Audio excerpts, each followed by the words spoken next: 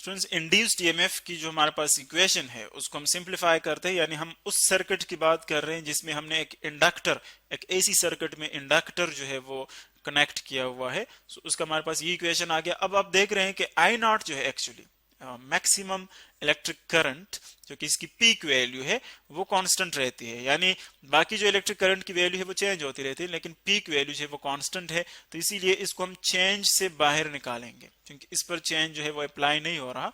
Change से इसको बाहर निकाल दें तो इसीलिए इसमें कोई वेरिएशन नहीं आ रही पीक वैल्यू में। तो इसीलिए इंड्यूस्ड ईएमएफ की इक्वेशन को हम सिंपली यू लिख सकते हैं, एल एल, और इस आई नॉट को यानी पीक वैल्यू को इस चेंज से बाहर निकाल दे, और जो चेंज है वो जस्ट अप्लाई होगा इस पर, साइन ऑफ ओमेगा टी, इसके ऊपर अप्लाई होगा sine of omega T divided by delta T.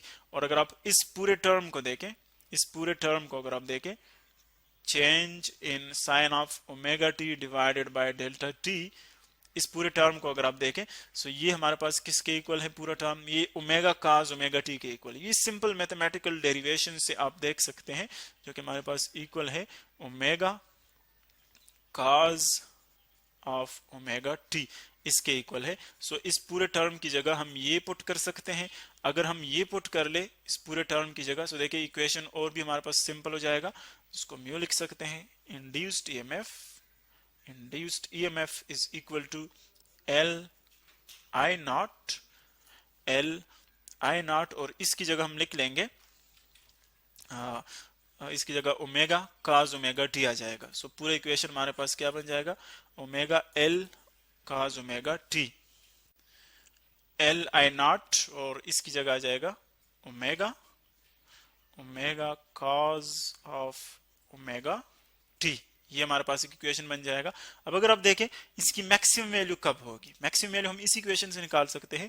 अगर इस एंगल की cos of theta, cos of omega t की वैल्यू हम देख सकते हैं कि अगर इसकी वैल्यू हमारे पास 1 के इक्वल आ रही है, सो इंड्यूस्ड ईएमएफ मैक्सिमम होगा। तो इसका मतलब यह है कि मैक्सिमम इंड्यूस्ड ईएमएफ कब होगा, जब आपके पास इसकी वैल्यू 1 आ जाए। और इसकी वैल्यू अगर 1 आ जाए तो इक्वेशन क्या बन जाएगा, इक्वेशन कुछ यूं बन जाएगा, इंड्यूस्ड ईएमएफ इक्वल हो जाएगा L I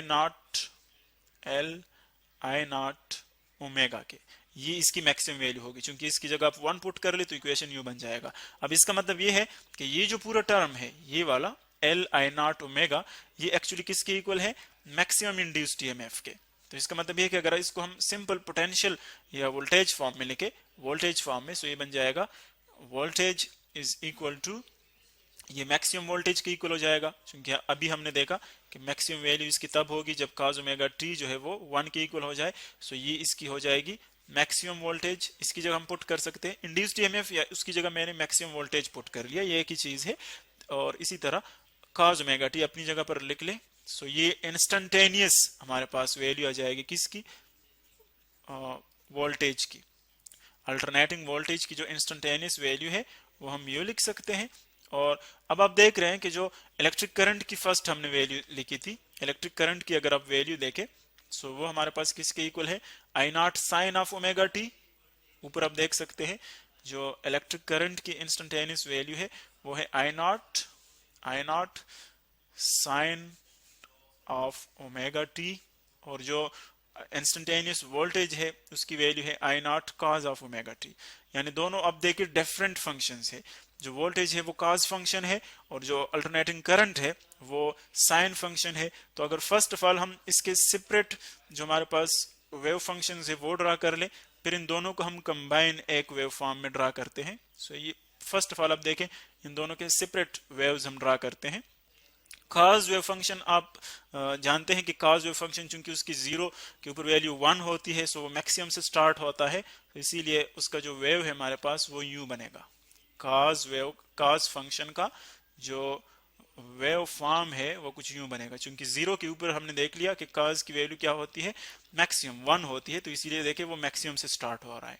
इसी तरह अगर आप साइन देखें तो साइन 0 के ऊपर उसकी वैल्यू 0 होती है, तो इसीलिए वो ओरिजिन से ही निकलता है, यानी 0 से स्टार्ट होता है। सो अब आप देख रहे हैं कि जो इलेक्ट्रिक करंट है उसका वेव फॉर्म हमारे पास यू बन रहा है, 0 से निकल रहा है। ये इलेक्ट्रिक करंट की वैल्यू आ गई, उसका जो वेव फॉर्म है और ये वोल्टेज का है, उसकी जो वेव फॉर्म है वो मैक्सिमम से स्टार्ट हो रहा है। तो अब अगर इन दोनों ग्राफ्स को मैं एक ही ग्राफ के ऊपर प्लॉट कर लूं, इन दोनों ग्राफ्स को एक ही ग्राफ के ऊपर हम प्लॉट करते हैं, सो देखिए इन दोनों में फेज डिफरेंस पर आप इजीली जो है वो ऑब्जर्व कर सकते हैं।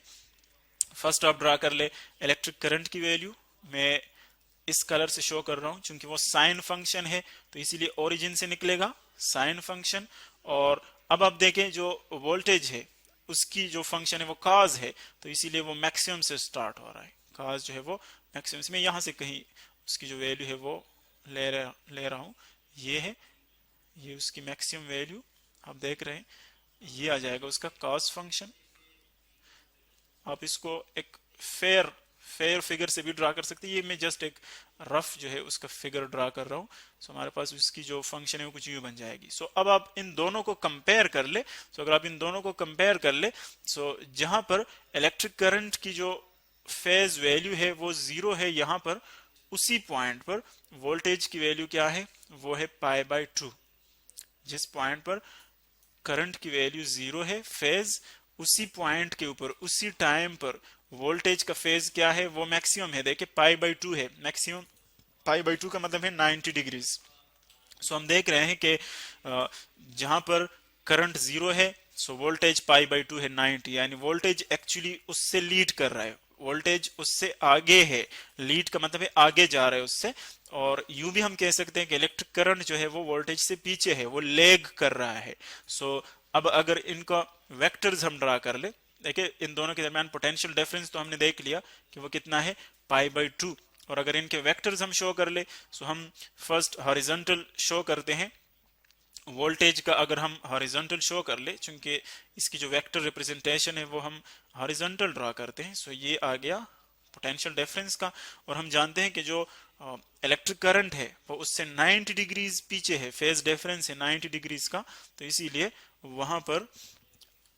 वहां पर जो एंगल बनेगा फेज डिफरेंस उन दोनों के दरमियान वो कितना होगा 90 डिग्री का, यानी ये 90 डिग्रीज बन रही है, 90 डिग्रीज फेज डिफरेंस है। ये आ गया वोल्टेज और ये आ गया इलेक्ट्रिक करंट। सो इन दोनों के, चूंकि इलेक्ट्रिक करंट उससे पीछे है तो इसीलिए हम चूंकि एंटी क्लॉकवाइज डायरेक्शन में जा रहे हैं, सो आप देख रहे हैं कि वोल्टेज उससे 90 डिग्रीज आगे है।